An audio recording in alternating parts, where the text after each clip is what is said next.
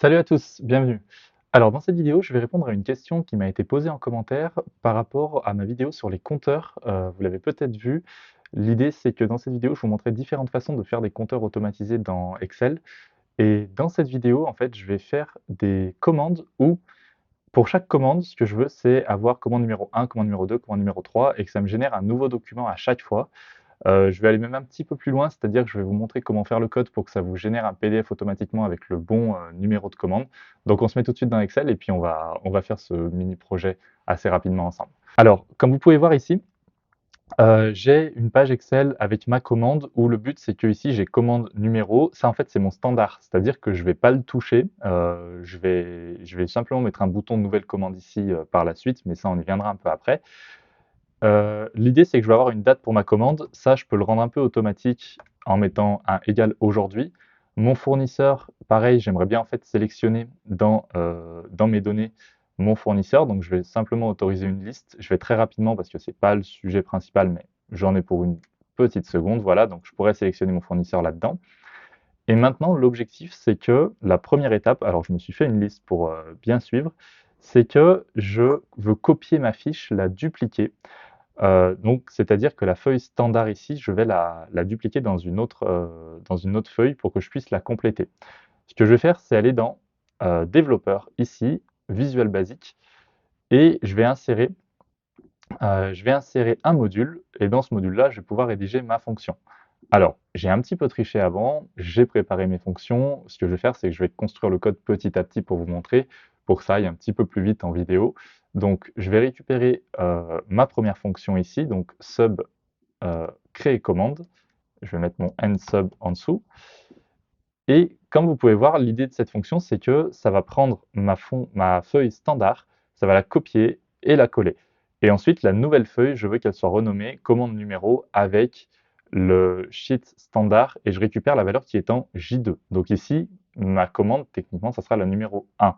Ce que je vais faire, c'est que je vais aller dans Visual Basic, exécuter ma fonction, et vous allez voir que quand je fais ça, il m'a bien créé une commande numéro 1 avec le bon nom.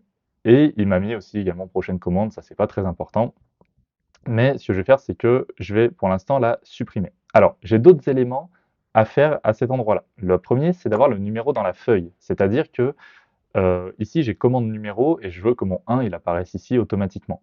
Donc, ce que je vais faire, c'est retourner dans mon code et récupérer la bonne valeur, donc ici, et je vais ajouter une ligne qui va me permettre D5.value. Alors D5, si vous avez fait attention, c'est la valeur qui est dans commande numéro ici. Alors c'est une cellule fusionnée, mais quand vous voulez mettre une valeur sur une cellule fusionnée, il faut viser la cellule qui est le plus en haut à gauche. Donc pour moi, c'est D5. Et donc je vais lui demander de mettre la valeur qu'il y a dans J2 dans ma nouvelle feuille. Et du coup, ici, vous voyez que je peux faire à chaque fois ma commande. Et là, j'ai fait exprès de faire un petit bug, c'est-à-dire que quand j'exécute, alors que j'ai déjà exécuté avant, il me dit que le nom est déjà attribué. Pourquoi? Parce que ma feuille se base sur ce numéro-là. Aujourd'hui, ce numéro-là, il ne s'incrémente pas encore. C'est-à-dire que c'est que des commandes numéro 1 que je peux faire. Donc, en tout cas, j'ai vu que j'ai bien pu la créer avec le numéro, donc tout va bien. Je vais supprimer ces couleurs. Ces couleurs, pardon, c'est n'importe quoi. Je vais supprimer ces feuilles. Et je vais revenir dans mon code. Donc l'étape d'après, vous avez bien compris, c'est qu'en fait, je veux que quand je clique sur exécuter ma macro, ça me génère automatiquement, ça m'incrémente mon compteur. Alors, je vais faire une petite manipulation juste avant pour faciliter l'exécution de ma macro. Ça, je le fais assez souvent. C'est que je veux dupliquer une forme. Je vais dupliquer ma forme ici. Je vais créer une forme, pardon, qui va faire appel à une macro. Donc, je vais l'appeler créer une commande. Comme toujours, alors moi quand je crée des fichiers Excel, je vise toujours en fait à ce que ce soit très simple pour l'utilisateur. Je réfléchis d'abord d'un point de vue utilisateur et ensuite je crée les programmes en fonction du besoin et pas l'inverse. Ça c'est vraiment important parce que sinon en fait on se retrouve avec des fichiers qui peuvent être très puissants mais pas utilisés. Je fais juste un peu de mise en forme rapidement pendant que je parle. Voilà, on va mettre un bouton comme ça. Et ce que je vais faire, c'est que je vais faire clic droit, affecter une macro, récupérer ma macro, créer commande. Et comme ça, à ce moment-là, au moment où j'exécute ma commande, on va pouvoir le voir, il me fait bien ma commande numéro 1. Donc, c'est tout bon. Alors, Là, si on voulait aller un petit peu plus loin, peut-être qu'il ne faudrait pas avoir le bouton, mais vous allez voir qu'en fait, la façon dont je vais traiter les choses, on n'en aura pas besoin. Donc, je vais supprimer ma commande. Et l'étape d'après, c'est que je veux que mon compteur s'incrémente. Alors là, je vais récupérer deux lignes que j'ai préparées dans mon code au préalable, qui sont l'activation de la sheet standard, parce que ce que je veux, c'est que quand j'ai créé ma commande, je ne veux pas forcément aller dedans tout de suite. Je veux la créer, mais je veux avoir le choix d'aller la chercher ou non. Donc ce que je fais, c'est que je reviens dans ma sheet standard, et ce que je lui demande, c'est que ma valeur en J2 devienne ma valeur en J2 plus un compteur tout simple, on incrémente. Du coup, ce qui fait que quand je vais ici, je fais créer une commande. Vous voyez qu'il me fait commande numéro 1, numéro 2, numéro 3, et en fait ici, c'est la prochaine commande qui va être référencée. Et donc, on voit que ça fonctionne bien, commande numéro 1, numéro 2. Ici, je peux sélectionner mon fournisseur, je peux remplir ma commande et tout sera numéroté. Voilà pour cette partie. Alors, je vais supprimer mes quelques feuilles parce que j'en ai quelques-unes qui sont apparues. J'aurais pas dû cliquer autant. Mais dans l'idée, vous avez quelque chose qui est relativement illimité en termes de génération de commandes. Et un petit bonus que je vais ajouter parce que je trouve que c'est pas forcément terminé à ce moment-là. Alors, il y a plusieurs choses que vous pouvez faire. C'est-à-dire que quand vous avez créé votre commande, vous pouvez éventuellement avoir un bouton passer commande ou générer PDF qui peut être intéressant. Ou sinon, ce que vous pouvez faire, c'est... Alors, je vais peut-être le faire comme ça. C'est-à-dire que je vais générer un PDF et vous pouvez aussi avoir une base de données où vous collectez toutes les données de vos commandes. Mais le problème, c'est que la vidéo va devenir un peu longue. Je vous invite à aller voir mon autre vidéo. Je vais mettre le lien à la fin et en description aussi, où je parle de comment on peut générer un rapport automatiquement et vous aurez en fait toutes les options et vous devriez pouvoir recoller les morceaux pour arriver à récupérer les données d'un standard pour les mettre ensuite dans une base de données. Donc, ce que je vais faire, c'est que je vais la nommer. Alors, je vais la rédiger celle-ci. Je vais faire sub générer PDF.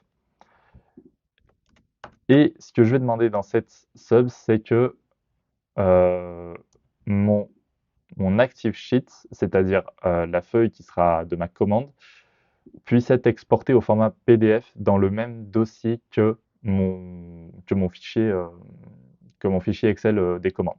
Alors ça peut se changer bien sûr, mais dans l'esprit ici, je vais le faire plus simple. Et ce que je vais faire, c'est que dans cette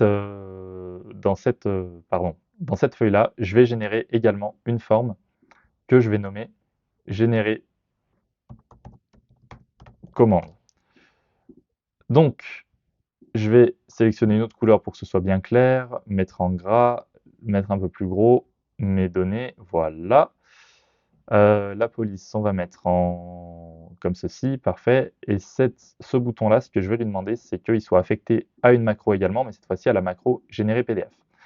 Et du coup, quand je crée une commande, donc je vais me remettre à 1, voilà, je vais créer une commande, j'ai une commande numéro 1, une commande numéro 2, et si je vais dans ma commande numéro 1, je peux remplir des éléments, par exemple chez Aeromit, je veux commander deux traceurs par exemple, et quand je clique sur générer commande, et bien ce qu'on va avoir ici sur le bureau, c'est que ça m'a enregistré ma commande numéro 1, et comme on peut le voir, j'ai bien mon PDF qui est fait avec ma commande numéro 1. Ce qui fait que je peux générer toutes mes commandes comme ça. Je vais essayer d'aller un petit peu plus loin, quelque chose que je n'ai pas testé avant la vidéo pour le coup, mais je voudrais voir si c'est possible avec le code de générer dans la macro PDF, de faire ActiveSheet.delete. Ça devrait me permettre en fait, oula, j'ai fait une erreur de syntaxe, ActiveSheet.delete, ça devrait me permettre de supprimer ma feuille une fois qu'elle est générée. Donc je vais supprimer mon PDF ici et je vais lui demander de générer ma commande. Il me demande de valider, c'est tout bon, et ma commande a bien été enregistrée. Je peux faire la même chose pour ma commande 2, ici. Je vais commander 3 sondes. OK, je génère ma commande, il me supprime ma feuille, et dans commande 2, j'ai bien ma commande qui est enregistrée à cet endroit-là. Voilà, donc j'espère que cette vidéo, elle pourra aider à la personne qui m'avait demandé, et puis s'il y en a d'autres à qui ça donne des idées, moi je travaille sur plein de workflows comme ça, c'est-à-dire d'automatisation que ce soit pour les achats, les commandes, la gestion de stock dans une entreprise. Donc n'hésitez pas à me demander si vous avez des sujets précis que vous voulez que j'aborde. Je vous mettrai également le lien en description vers la petite boutique que j'ai ouverte pour, télécharger directement des fichiers tout faits, pour pas perdre le temps de faire le code parce que ça peut être un petit peu laborieux. Donc voilà, je vous souhaite une excellente journée. Merci d'avoir suivi cette vidéo et on se dit à la prochaine pour, la prochaine vidéo.